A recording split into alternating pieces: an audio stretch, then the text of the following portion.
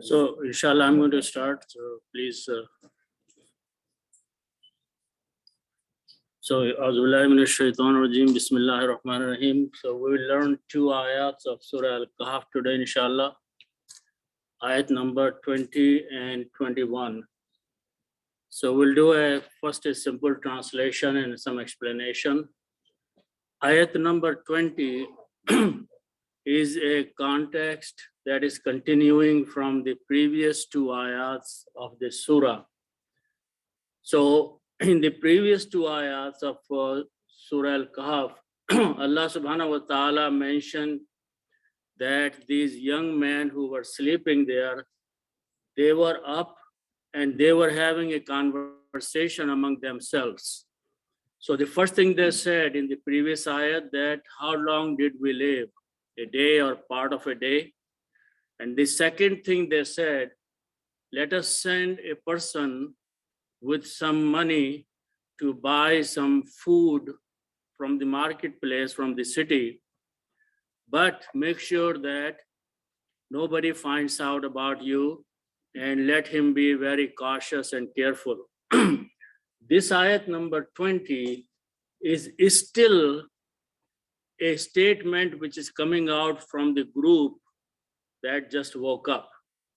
And they are saying that we are sending a person to buy some food. Make sure nobody finds out about us. What happens if they found out? So this ayat number 20 is telling us that. So first translation is Allah subhanahu wa ta'ala says, Innahum in yazharu. So one of the persons among the group of this young man is saying that indeed, if they are those people who are outside in the city, they come to know, if they find out alaikum about you or regarding you, then what they will do? First thing they are saying, yarjumukum, they will punish you, they will stone you, they will make it hard for you to live anymore. Aw yu'idukum, or they will make you turn back, come back, fi millatihim, in their religion, in their faith. Because that was the reason they had left the town, because they were not worshipping what the people of the town were worshipping. So the men are saying that if the people find out and they still don't know how long they lived in the cave, they're thinking maybe a day or a part of a day. So if they go outside, people will find out, they are after them, and also they may force to turn back to their faith or religion. Then they are concluding one thing, that if that happens, walan tuflihu, never you will prosper, never you will have any falah, success. Idhan abada, then after that, ever and ever. So this is where their conversation, Allah subhanahu wa ta'ala is mentioning, ended. After that, in the ayat number 21, Allah subhanahu wa ta'ala is addressing the mankind and the reader of the Quran and Prophet sallallahu alaihi wasallam, that what did we do after that? That when one of them had gone out to buy some food. Allah says, وَكَذَلِكَ أَأْثَرْنَا عَلَيْهِمْ, and that is how. So that was a part of the plan. Allah says, that's how we did. We made the people of the town know about them. Okay, because the man went outside, and that's the part of the story, the history, that he bought few things, he gave his money, currency. The shopkeeper realized that that was some old coins, because according to them, lot of years had gone by. And so they thought that, or the shopkeeper thought that this man had found some old treasure somewhere. Why is he buying, food with this old money? And then many other people got together. They all found out that there was something going on there. So maybe they talked to the man and he opened up to them. Then they followed him and came to the cave.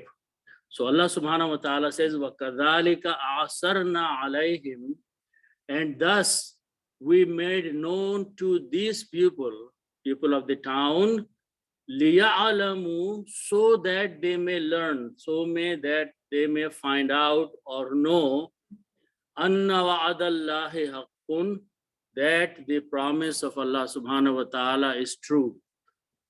وَأَنَّ السَّاعَةَ لَا رَيْبَ فِيهَا, and that the hour of the judgment is definitely going to come. There is no doubt in that.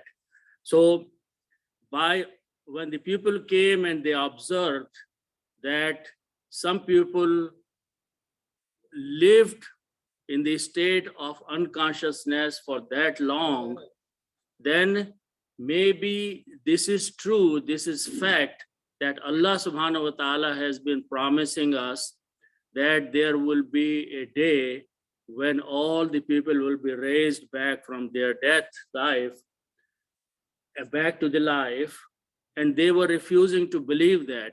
But this observation that they are seeing with their own eyes, that some people fell asleep for many, many hundred years, they woke up, that Allah subhanahu wa ta'ala's promise is haqq. That is what it's saying.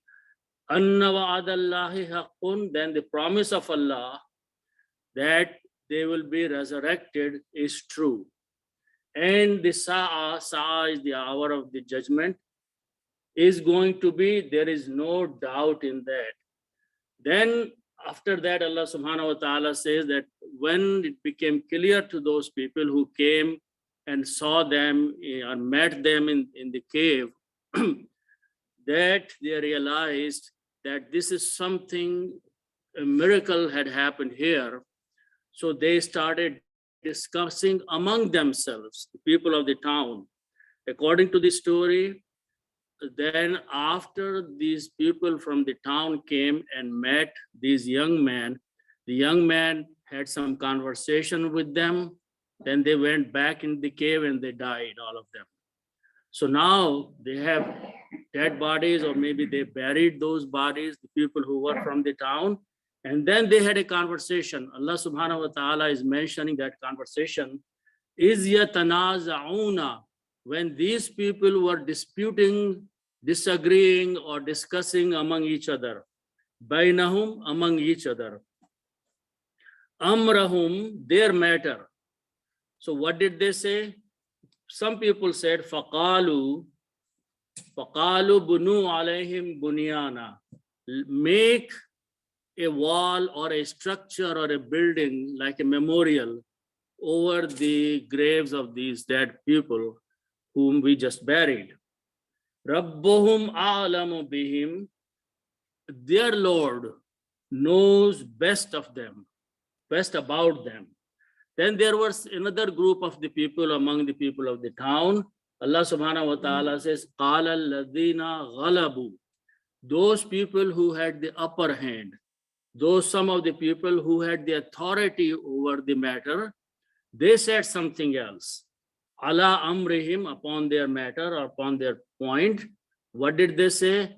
Lanattakhizanna alayhim masjida.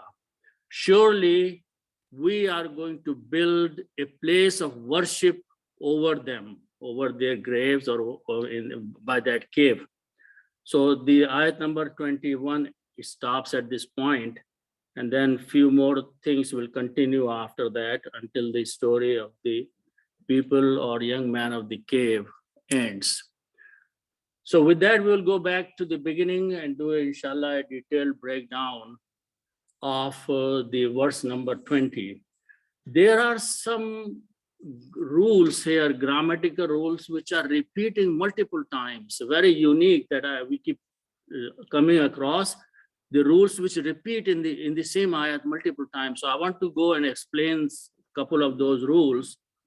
It's very easy to understand if we focus in that way. But I want to go a little before that and mention few things, especially for those people who are new in my class. Allah subhanahu wa ta'ala, has mentioned several things in these ayats. So I want to go and look back on some basic rule that if we have these three letters that we use as a template, and the meaning of this is to do. I'm going to explain something about how to make the grammar of the present and future tense. That grammar is called mudare. Mudare means present and future. And the grammar of the Arabic root letters, when we make the present tense and future tense, grammar is same. In English, grammar is different. I go, I will go. But in Arabic, same words are used for both present tense and the future tense. From the context, we find out if we are talking about present or future. So when we make the grammar, there is a group of letters which is called, and I'm going to write down 4 letters, Ya, Ta, Alif, and Noon. The combination of these 4 letters is called Yatan. What is Yatan? When you put a Ya in the beginning of these 3 letters, this makes the grammar of third person. So this Ya stands for he, third person. When you put a Ta in the beginning of these 3 letters, this makes the grammar of a second person you, and these are all singulars. Okay. And then when you put the alif in the beginning of these 3, and in the mudare, in the present future tense, these letters are put in the beginning of the 3 letters. So when you put the alif in the beginning, that's the grammar of first person I. And when you put a noon in the beginning, this is the grammar of plural of first person we. So these 4 letters in Arabic, they are spoken together, they are called Yatan, and they bring the concept of these, he, you, I, and we in these letters. I'm just going to pick one of them because that is where I want to bring up what we are learning in the ayat number 20. Just pick up this one. Ya, if I put a ya in the beginning and pronounce yaf'alu. So this brings the meaning of yaf'alu. Exactly, last letter should have a dhamma on it. First letter should have a fatha.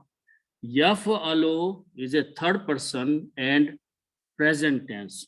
So the meaning of this is he does or he will do. So let's just take one of them. He does. Okay. So I'm going to expand on this one because we are going to use this rule over there.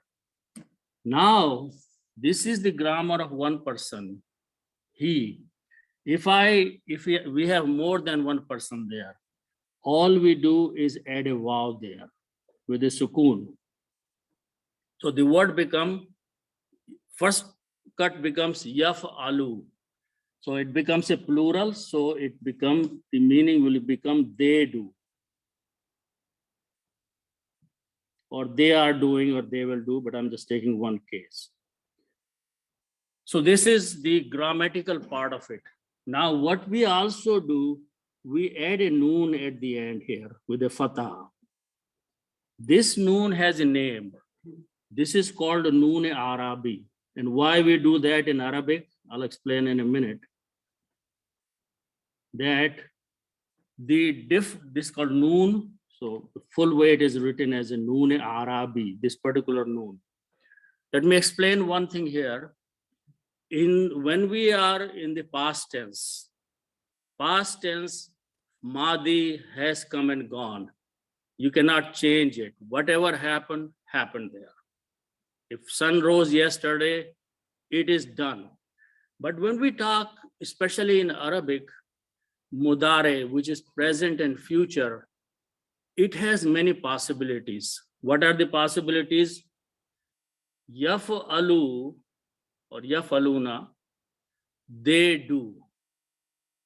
Another possibility is that they might do. Okay. Another possibility is if they can do. So many possibilities still exist in the future. In Madi, there is no more possibility left. So in order to manipulate those kind of activities, I might do, I may do, I will do, I definitely will do, I will never do. So many possibilities are existing. We add this noon, which is called noon-e-arabi, to manipulate those activities. We may change this noon, we may play around with this noon, and we will see that. That's the reason I'm explaining that this noon, we will play a lot of games with this noon to bring the concept of I might do, I will do, I will definitely do, if I would do. There are so many cases. So all to manipulate all those cases, we add this extra noon, which we may throw away, which we may change the harakat on that one and do many other things. So keep that in mind, okay? Now, with that, let's go to the beginning of the ayat. The ayat starts with the words inna hum, which is actually two parts. The word inna is, its meaning is definitely, surely, without any doubt, many meanings. When in an ayat starts with the word inna, the concept is that what is being said now is a definitely a statement without any doubt, 100% sure. So the word inna means surely or definitely or without any doubt. Now, this word doesn't come alone.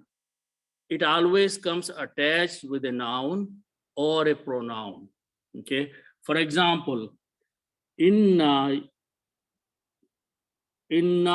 is there, and you will see in the Quran many places inna Allah. Actual word is Allahu. So what inna does, changes Allahu dhamma to a fatah.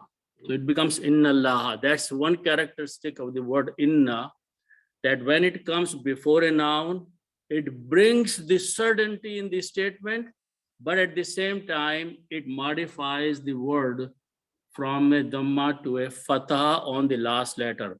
So when we say inna Allah ala kulli shayin qadir, first Allah subhanahu wa ta'ala is telling us that by putting inna there, it is a definite statement. There should not be any doubt in the mind of the person that Allah has the qudrat, power over everything. So that inna does that. Now, inna comes with a pronoun. So in this case, whom is there.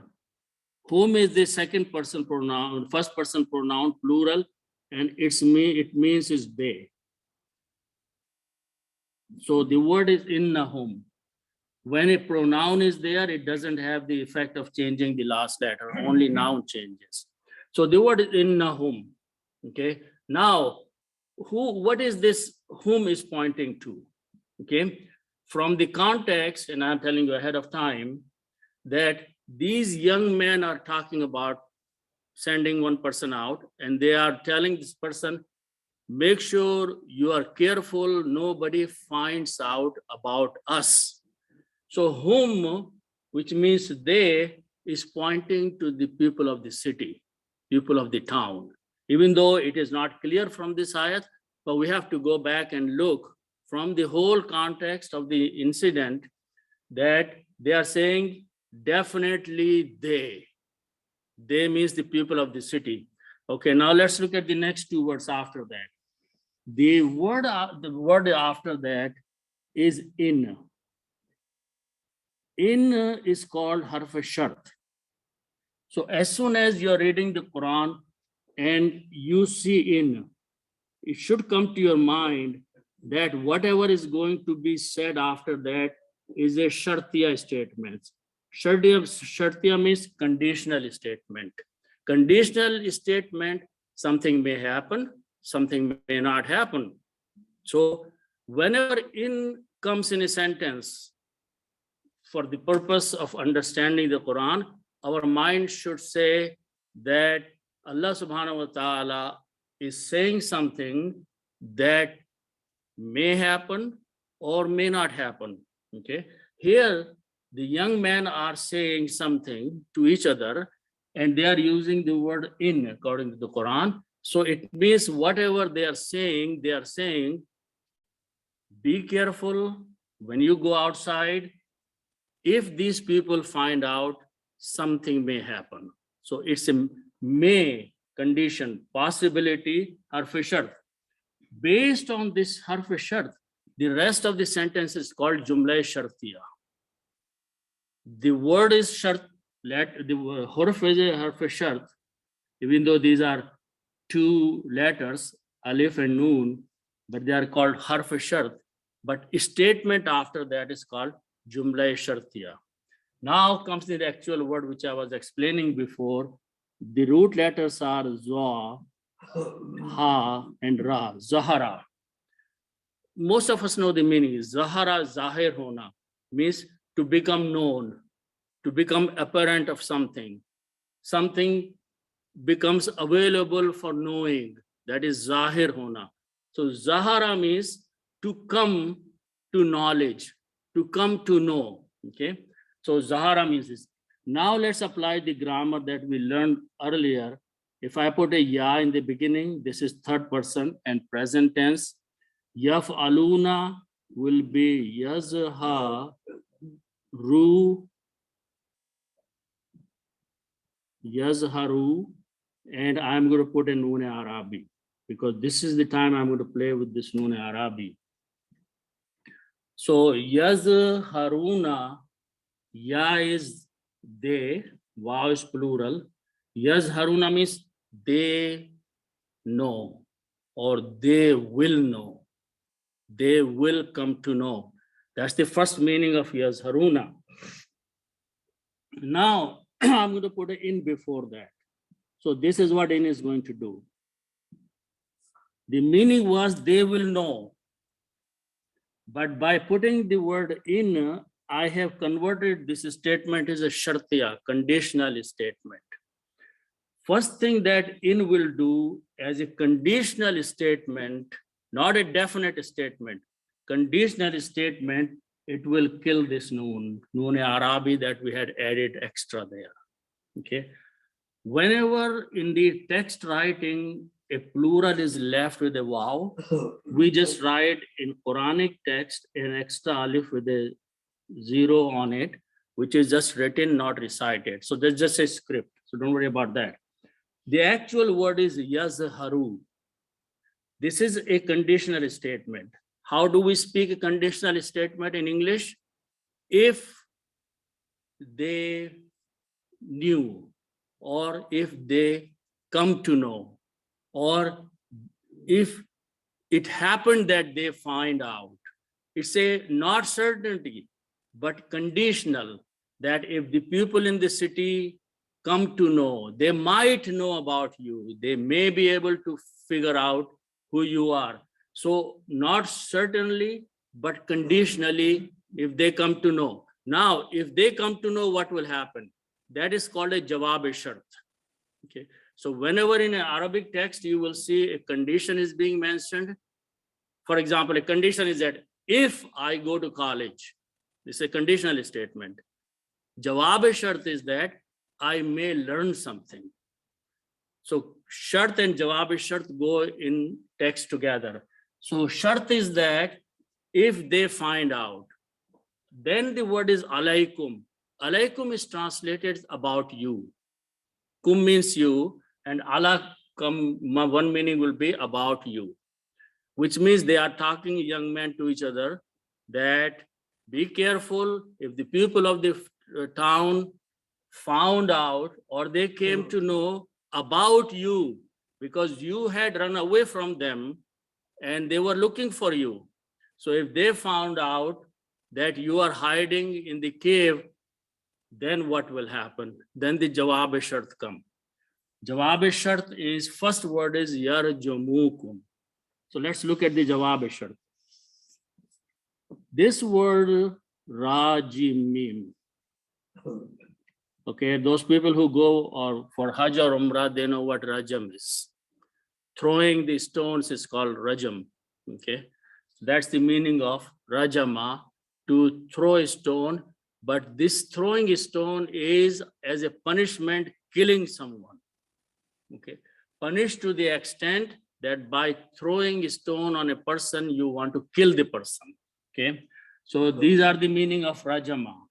Again, apply the same grammar. Yaf aluna, so they will come yar jamuna.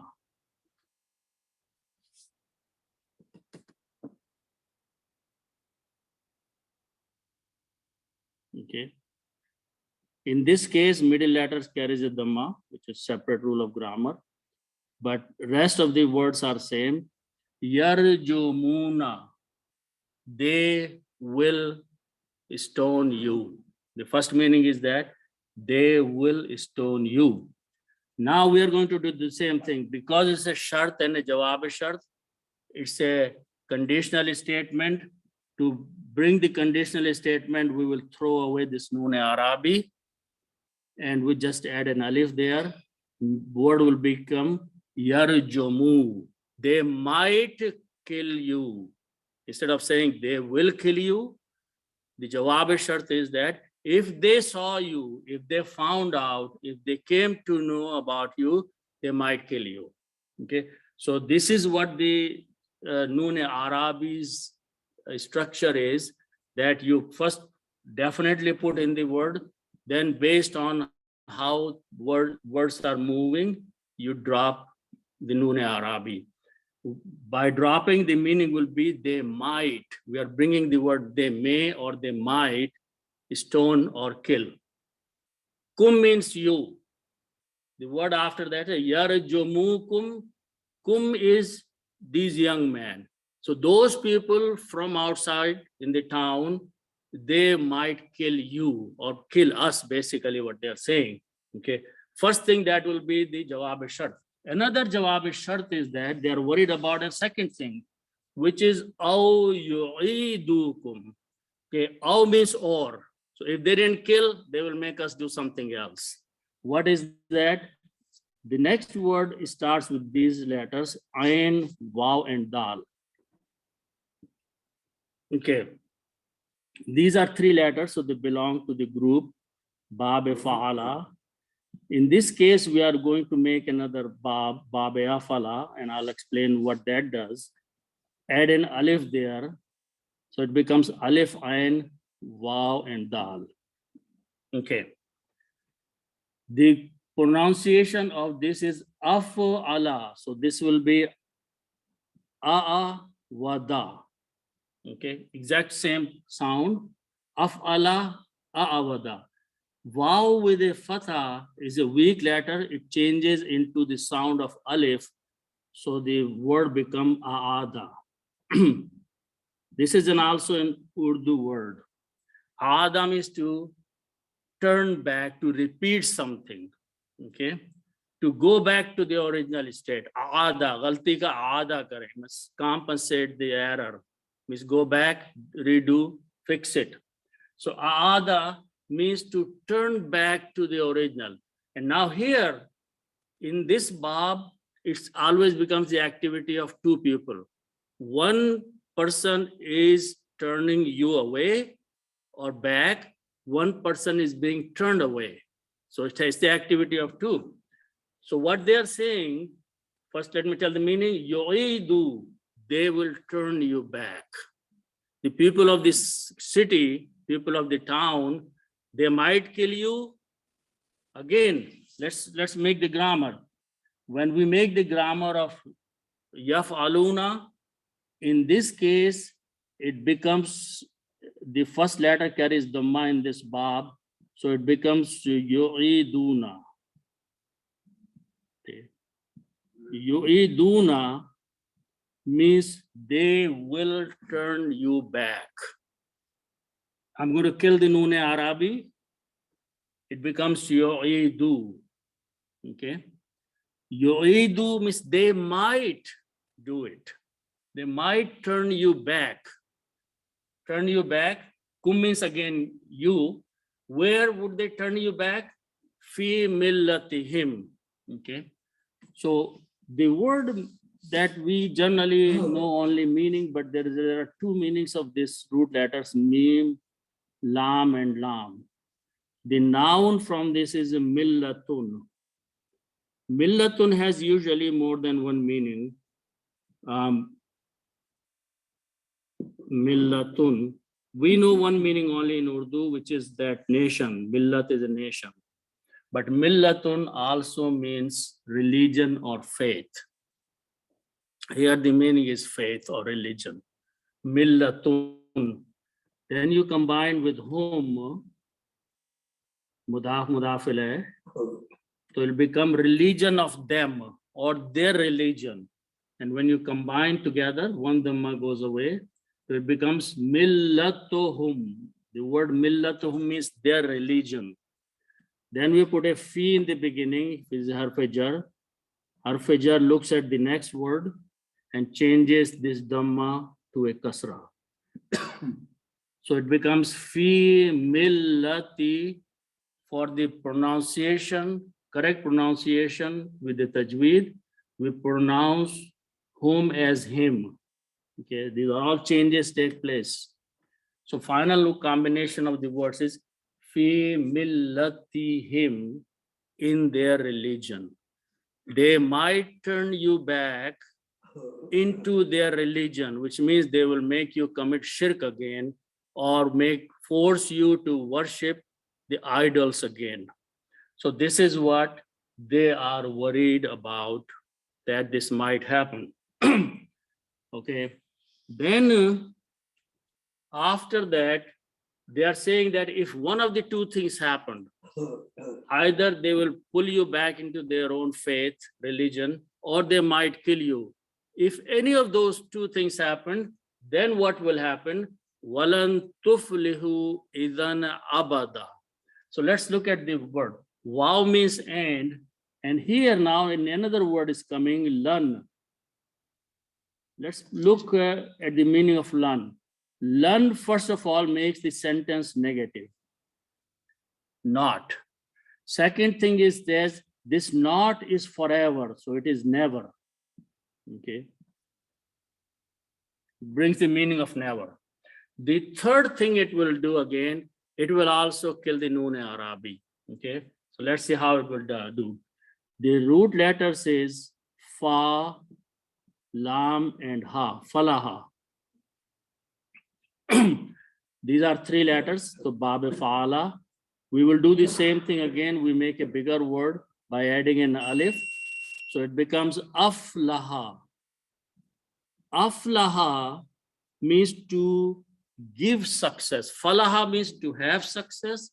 Aflaha, to give success, because it's a two people's activity, to give the prosperity, to become or make someone prosper.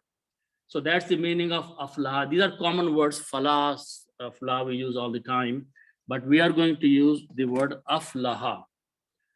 So again, make the same grammar. This time we are going to use the ta, which means you. So the word will be tuflihuna. So first time when you make it, tuflihuna, you put a ta in the beginning, you add a waw for plural and noon Arabi. Tuflihuna. Okay. Now, this time the Jumla Shartiya is finished. Jumla Shartiya start with the word in, if, and there was a condition and there was a jawab condition, so that statement ended there. Now the activity of lan is starting. Lan means never. So first thing lan will do, okay, first of all, tuflihuna, you will success, you will succeed, you will become prosper, you will be successful. That's the meaning of tuflihuna. And you are these people, the people who are talking inside the cave themselves. Now comes the lan. Lan will make it negative. Lan will make it never. And lan will also kill this noon Arabi.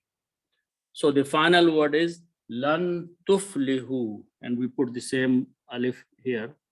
So lan tuflihu, you will never be able to succeed. You will never be able to prosper or have anything after that, because it will be the biggest loss if they made you turn back into their religion, or if they killed you, you'll be gone. So they are concluding that if one of the two things happen, then you will never be able to have any falah or success in your life or any. To emphasize further, two more words are being used after that, which is idhan. Idhan is again defining, first of all, zan means then. Then means after that. Means after that, after, if they turned you back into their religion or they killed you, after that you will never be able to have any falah in your life. So izan is you being used then. Then to emphasize further, another word is being used, abadan, which is zarf-e zaman, which means it's a define the timing. Ever and ever and ever. Abadan means ever and ever. And so what they're saying, that if it happened that they turned you back in the religion, then you will never be able to have any success or falah. And then to emphasize that the further, ever, ever, ever. In English, we do the same thing. We repeat this ever, ever few times. So you can imagine it that way, to emphasize that it will be completely a loss for us if they ever caught us. So at this point, at the end of the ayat number 20, the conversation has ended. And from the context, basically, there are few more ayats where Allah subhanahu wa ta'ala talks about them, about two more things in the further ayats, just a brief of that. Allah subhanahu wa ta'ala talks how many years they lived and how many were they. But at this point, as I remember, these people's conversation has ended. Whatever they were talking to each other, this is the end of that conversation. Before falling asleep and after getting up, this is how much they spoke. And Allah subhanahu wa ta'ala has told us in the Quran. Now Allah subhanahu wa ta'ala in the next ayat is talking about the people of the town. And as I said that, وَكَذَلِكَ, okay, wa means and, kazalika is used, ka means and dalika, these are two words, okay. Zalika, zalika means that, it's a isme ishara, it points to something, okay. And ka is used for same or likewise, okay. But when we put them together, there are many meanings to suit the sentence, as it is, or thus, or that's the way it is, or in a similar way. Kazalika, you can translate multiple way. That's the way it is going to happen, or that is the way Allah subhanahu wa ta'ala planned that the people of the town will find out by this man who went to buy some food, what happened to these young men in the cave. So that is the meaning of kazalika, and thus, or that's the way it is, and or how it is, many, many ways. After that is the word a'atharna. So the root letters for that word is a, sin, and ra. Okay, many meanings. The one meaning is as to know something. Okay, we will go into the next bab, which is called bab fala, and we add an alif. So now it's a 4-letter word, 4 letters in this bab. Asara. What's the meaning of asara? Okay, again, remember that whenever we go to a different bab, I want to give a very simple example in Urdu, that we have a word, for example, pina. Pina means to drink. Okay, what we do, we add an alif and make it, or change ya into the sound and alif, make it a pilana. by just changing one or two weak letters. What happened? We made the activity of two people. Pina means you're drinking yourself. Pilana, you are giving the other person to drink. So it became the activity of two people, and it has to be shared. One is giving, one is taking. The concept of this Bab Afala is similar. When we add an alif in the beginning, it becomes the activity of two people. One is giving, one is taking. Here, asara, if I translate this as to know something. Asara means one person is telling the other person, so the other person is coming to know. To come to know, or to find out, or to make it known is the meaning of this asara. Okay, when we put in the grammar na, it becomes the grammar of past tense. Fa'alna, we did. Asarna, we made it known. And na is here Allah subhanahu wa ta'ala. So now Allah subhanahu wa ta'ala is telling the reader that this was our plan, that this man will go out. That's the way Kazalika was going to happen. Asarna, we made it known to the people outside that there were some young men hiding in the cave. Alayhim, about them, about the people who are sleeping in the cave. So here you will notice that pronouns will be coming. So you have to make sure the right pronoun. There are two groups of people now. The whole matter is about two groups. One group is the young man. One group is the people outside, the town people. And for both of them, a grammar of plural is being used. So we have to distinguish which grammar is being used for which group of people. Here, alayhim, about them. Allah says, we made to other people known about them, which means about the alayhim. Him is pointing to them, the young man in the cave. Then Allah says, liya'alamu. So let's look at that word. Again, alama means to know something. Okay. And if we again apply the rule, ya'alamuna, they know. We just learned that. Yaf'aluna, ya'alamuna. Okay. Ya'alamuna, they know. Simple first meaning is that ya means third person, waw means plural, noon is a noon Arabi. Ya'alamuna, they know. Now we are going to play some things with this word.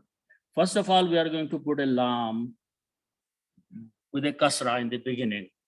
This is called lam ta'lil. Its meaning is so that. So that means as a result of something, so that, take. Again, this lam ta'lil will throw away this noon Arabi and it will just put an alif. So word becomes liya'alamu. The meaning will be they might know. I brought the word they. Originally the meaning was they know. But by putting lam ta'lil and removing noon Arabi, the meaning will be they might know. Might is a possibility. Taake, in Urdu we say taake. Taake unko malum ho jaye. They might come to know. Okay. So liya'alamu is the word. Who is they here? They are the people of the town. Again, from the context, they here in this word, Allah subhanahu wa ta'ala is saying, so taake the people of the town may learn something, may find out, it becomes into their knowledge. What becomes in their knowledge? One more time. These are the four words that they might come to realize, the people of the town, by finding out the story of these young men. After finding out, because now all these people from the town, or some of them, have walked into the cave and they are having conversation with the young man, and they found out that so many years have gone since these young men came to the cave. So by that learning, liya'lamu, so they may know, what they may know, anna wa'adallahi haqqun. Words are simple, but combination makes a difference. Wa'ada are the root letters, waw and in dal. Wa'adun means a promise. Wa'adun means a promise. Then when you combine with Allahu as mudaf mudaf, whenever I say, it looks like a big word, but all it is putting an off in between the two words. I'm just putting an off between the two words. Wa'adun means promise, and this is Allahu. By putting an off, all I'm saying that connecting these two words and making the meaning promise of Allah. But in English, we put an off. In Arabic, there is no off. So what we do, we change the word themselves. How do we change? We take the second word and change this dhamma to a kasra. On the first word, we remove one dhamma. The final word becomes wa'adullahi. Wa'adullahi means promise of Allah. Then the word anna. Anna has multiple meanings, but here the meaning is that, or indeed also. But anna also does the same thing. Anna looks at the next word and changes this last letter's dhamma to a kasra. Actually fataha, not kasra. Okay, it's a nasab. So the word becomes wa'adallahi, promise of Allah. Anna wa'adallahi, that the promise of Allah. Liya'alamu, so they might know, anna wa'adallahi, that the promise of Allah is haqq, commonly known word. Haqq means truth. Whatever Allah is, what is this promise? The promise is that a day will come, that is the day of resurrection, the day of judgment. That is the promise of Allah to every religion, every nation. Allah has promised that a day will come where you will be resurrected, you will be brought back to life, and you will be judged. That is the promise. And that is the biggest promise that people have refused to believe in the mankind. In every religion, they doubt about it. And this is, Allah says that these people of the town, by noticing that Allah has shown a physical, practical example of life and death and bringing back these people after 300 years, that Allah can do it. If He can make you stay sleeping for 300, He can make you dead for millions of years, and He can bring you back. So that is the promise. Allah says, the wa'adallahi haqqun, the promise of Allah is truth. And the second promise is mentioned here, wa anna sa'ata la raiba fiha. Anna again is the same thing, that indeed. And the word is a sin, waw and ayn are the root letters. And this is used for multiple, but one of the meanings is to make the measurement of the time. So sa'atun is the measurement of time, and generally it is translated as an hour. Okay, it doesn't exactly mean an hour of 60 minutes, but a fixed time. Okay, sa'atun is the word, and the meaning is hour. Okay, and then you put al before that, so it becomes the hour, and now it is a fixed particular hour, not any hour. Sin is a shamsi letter, it will kill the sound of lam and doubles its sound. So pronunciation is as-sa'a, and al changes to the must one. So final word becomes as-sa'atu. the hour, and this is the hour of judgment, the hour of resurrection, the time of resurrection. Not is a 1 hour 60 minutes, not that. The time of resurrection, the time of accountability is all as-sa'atu. Then Anna, as I looked in the before, will act upon this and change this last letter to a fatah in the nasab state, so it become as-sa'ata. When you read together, Anna sa'ata, that the hour of judgment. What about the hour of judgment?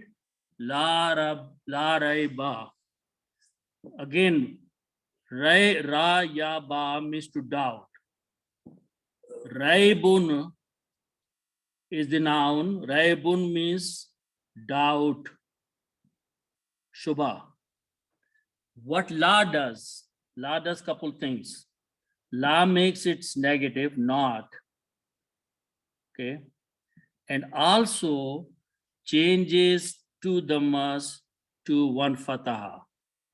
And we know this, we read all the time when we say la ilaha. The word is ilahun. When we say la ilaha illallah, the word is ilahun. Ilahun changes to ilaha because of the la. To the mas change to a fatah. So raibun changes to raiba. Okay. La raiba, no doubt. Fi, in. Ha. Ha is a feminine pronoun.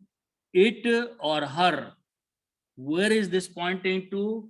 The word sa'a or sa'at or sa'atun is a feminine word. La raiba fiha, there is no doubt in it, means in the hour of resurrection. Allah subhanahu wa ta'ala is emphasizing that so they may also know that the hour of judgment is definitely going to come, and there is no doubt in that. So this statement ended here. There is a dhamma on the mad on ha, because next word is id. Is means when, and is has a hamza. Hamza pushes a mad on the previous letter. So ha, fiha has to be pronounced with a mad. Again, every word has certain subtle meanings in it. The word is, okay, I want to focus on this word. There are this word iza, and then there is the word izan. Okay. Is means when, but it is used and it plays a big role. We'll see that. Past tense. Iza means when. Is used when you talk about present tense and future tense. Okay. And izan has a different meanings than. And we just saw that the usage of izan abada, then you will never, ever be finding any falah. So izan is. Now, in this ayat, the word is being used. So keep that in mind, because we are going to make a sense of this word.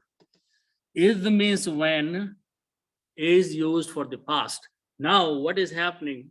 The next word, yatanazauna, is telling us that those people who found out about this young man, they are now standing there and they are chatting to each other. They are having a discussion among themselves, the people of the town. They have found the truth. They have found the fact that some young men have been here for a long time, and time has changed for us, but not for them. So they are doing yatanazauna. Okay. So let's look at that word. The root letters is noon, za, and ayn. Okay. Naza'a. Many meanings of this word. Okay. Fa'ala, 3 letters. Okay. Now we are going to make a word tafa'ala. What we do in tafa'ala, in fa'ala and tafa'ala, we add a ta in the beginning and we add an alif. Okay. So it becomes tafa'ala. This will become tanaza'a. This word came a few ayats earlier in the same surah. Tanaza'a, tafa'ala, tanaza'a. Tanaza'a is also used in Urdu. When people are disputing with one another, they are fighting with one another, they are disagreeing. This is called tanaza'a. Okay. So that's the word. Okay. Tanaza'a. Now, so this is, now we want to make the grammar of the present tense. In the present tense is yaf'aluna. We put a ya in the beginning and a noon at the end and a plural. Okay. So we are going to do the same thing here. We are going to put a ya in the beginning, which means they, and tana, za, and waw is for plural, and noon is a noon-e-arab. So it is a ya, ta, na, za, una. Yatanazauna. Meaning is, because this is, as I mentioned, this ya is for the present tense. We learned in the beginning. Okay. Waw is for the plural. Noon is a noon-e-arabi. So this word is present tense. What's the meaning? They are disputing. When you translate this word, meaning is they are the people of the town. After finding the fact, they are having an argument. They are disputing. Okay. But remember, we are talking about the past tense.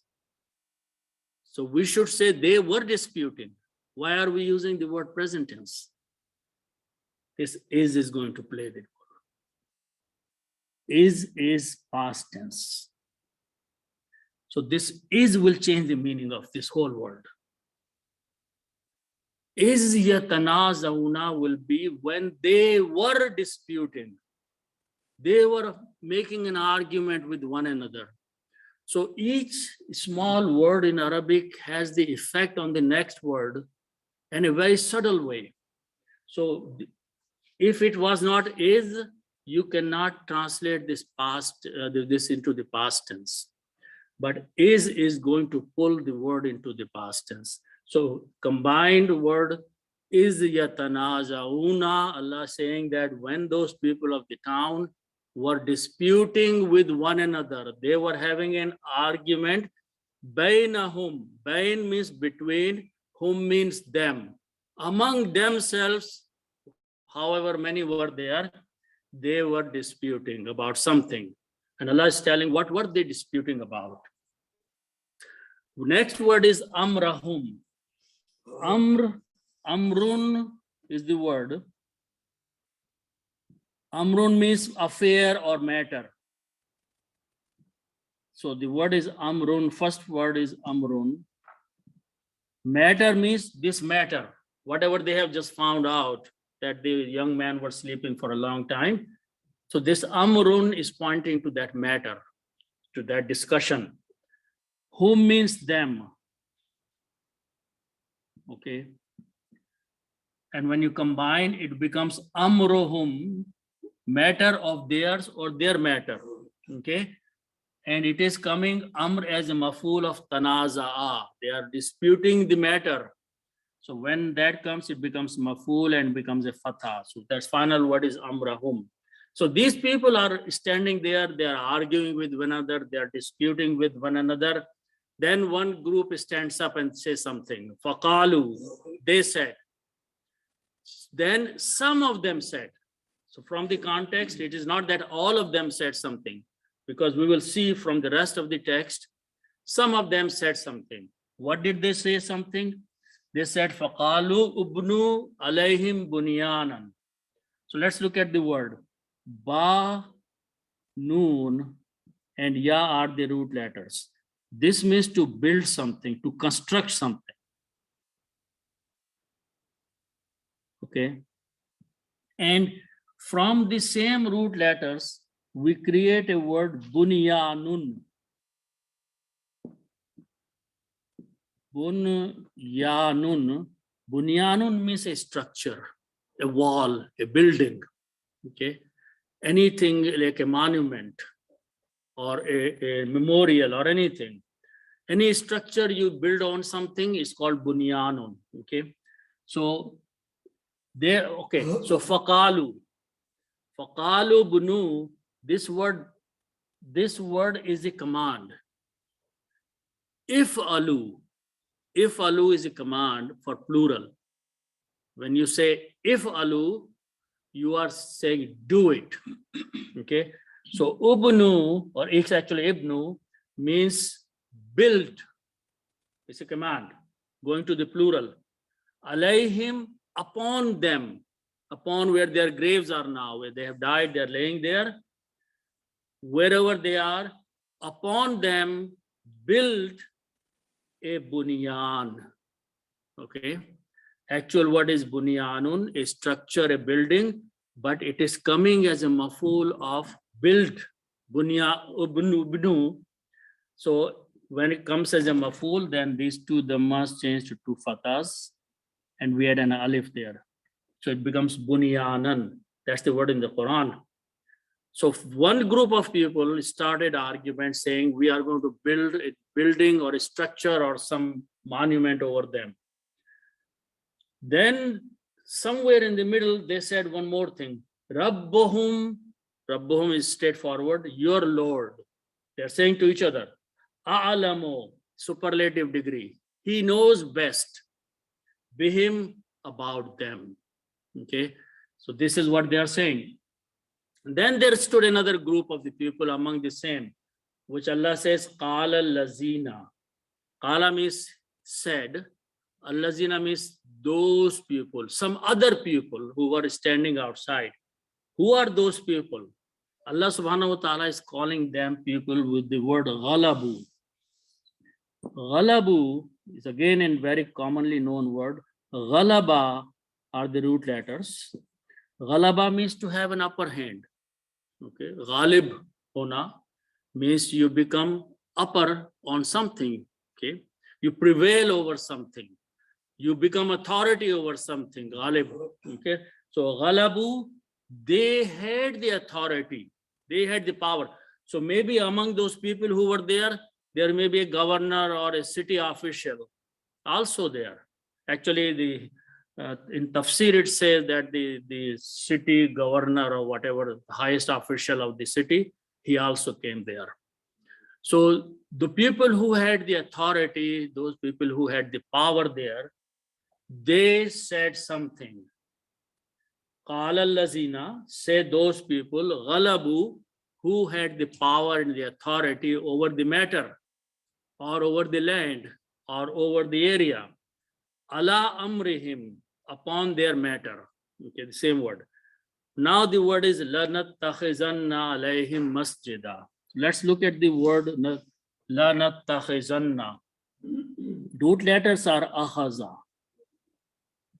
Akhaza means to, one time we use akhaza means to draw some conclusion. Natija akhz karna. We are good, these are bab fa'ala.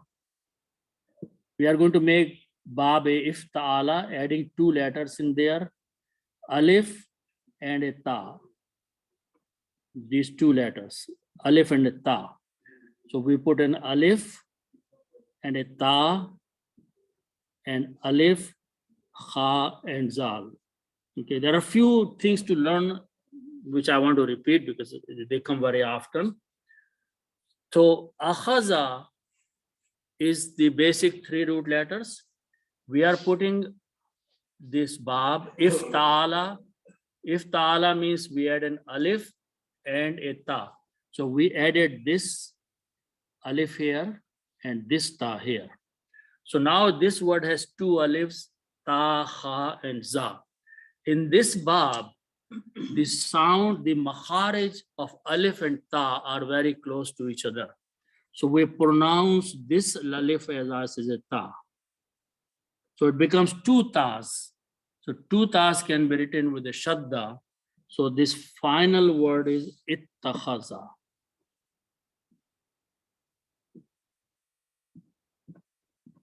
Ittakhaza.